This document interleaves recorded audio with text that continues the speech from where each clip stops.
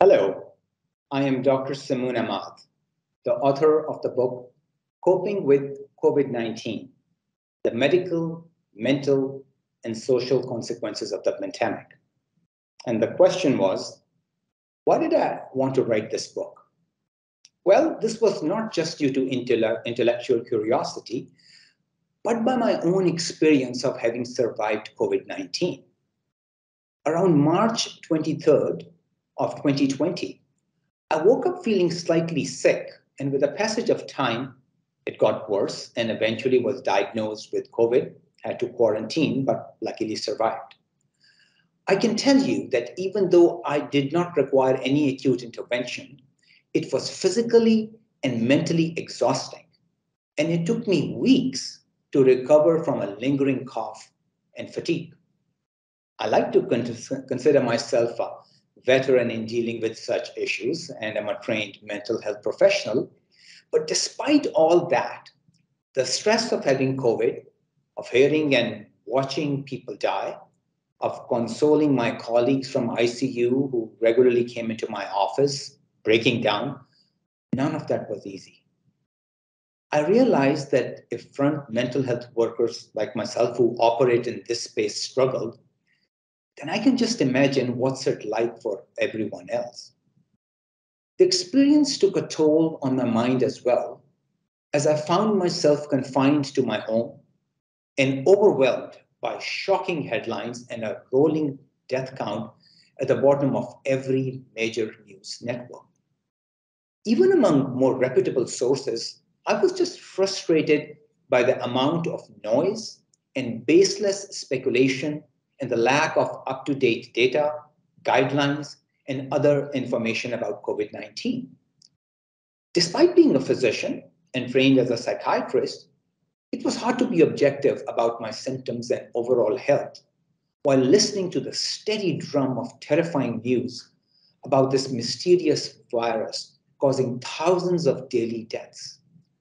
For those 2 weeks that I spent recovering and being bombarded by horrible news, it occurred to me that we were experiencing two distinct public health crises. The first was the virus, which caused the COVID 19, the disease. But the second one, I think, was the more important one, the social effects of the pandemic, which was leading to and has led to a mental health crisis. After my recovery and return to work, I can recall the days walking from home to the hospital and being one of a handful, or at times the only one on the street. Standing in the middle of Avenue at rush hour in Manhattan and not seeing another soul around you is an eerie feeling, but was also indicative of the kind of isolation that so many have experienced during this extremely traumatic event. Considering all these issues, as I began digging into data, I soon realized that it was not only confusing, but it was difficult to find this information in one place. And I thought that if it is so hard to make sense of this information as a trained physician, how would a layperson be able to navigate this maze of information overload?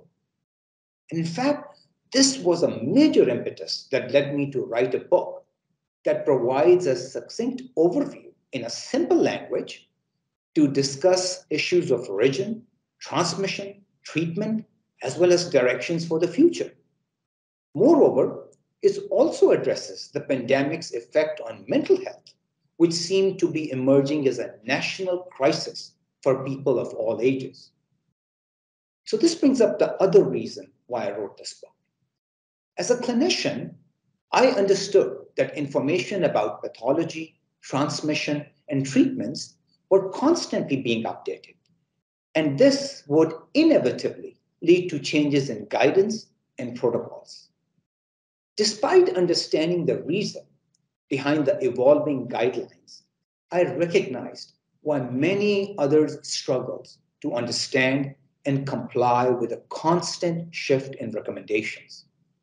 Unfortunately, this confusion seems to have led many to not trust or understand the evolution of treatment recommendations and preventive measures. I think that this book provides an opportunity not only for individuals to understand these issues, but also fuel a debate in terms of how to manage future pandemics or living with endemics.